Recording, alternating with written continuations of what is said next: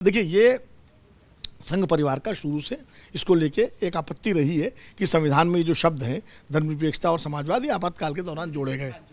उनका एक रहा, पहले जो मूल संविधान उसमें यह शब्द नहीं थे, तो लगातार रहा है। लेकिन सरकारें बदली, कांग्रेस की भी सरकार रही, अटल जी की सरकार भी रही है, मोदी जी की सरकार 11 साल से है, तो कभी इस पर इसको बदलने की बात नहीं आई, बीच बीच से उठता रहा।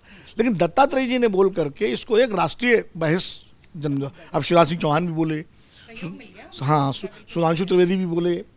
तो ये अब सवाल ये है कि जब संयुक्त राष्ट्र संघ में भारत में धार्मिक स्वतंत्रता को लेकर के कोई रिपोर्ट आती है, चर्चा होती है, तो भारत के जो स्थायी प्रतिनिधि हैं या जो भी प्रतिनिधि हैं वो तुरंत कहते हैं कि देखिए हमारे संविधान में धर्मनिरपेक्षता जो है हमारे संविधान में लिखी हुई है, हमारे उसमें जो है उसकी जो प्रस्तावना है उसमें लिखी हुई, प्रेम्बल में है, तो हमारे कैरेक्टर पर आप डाउट मत कीजिए।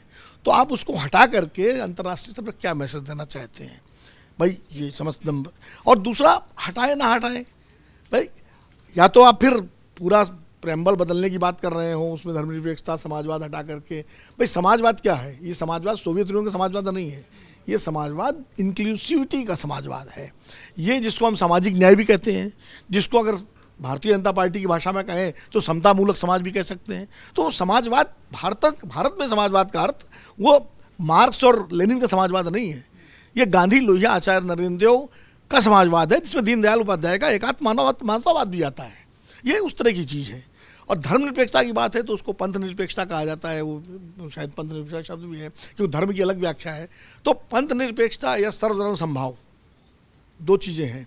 कहा जा सकता है कि सर्वधर्म समभाव रखना चाहिए, तो यानी फिर जो प्रधानमंत्री या मुख्यमंत्री हो तो उसको हर धार्मिक करते हैं, उसको फिर ईद में भी जाना चाहिए, मस्जिद भी जाना चाहिए, उसको चर्च भी जाना चाहिए, मंदिर भी जाना चाहिए, और उसको क्या कहते हैं वहाँ गिरजाघर भी जाना चाहिए, और वहाँ भी जाना चाहिए, गुरुद्वारा भी जाना चाहिए। पारसियों के यहाँ सर्वधर्म संभाव तो तभी होगा ना।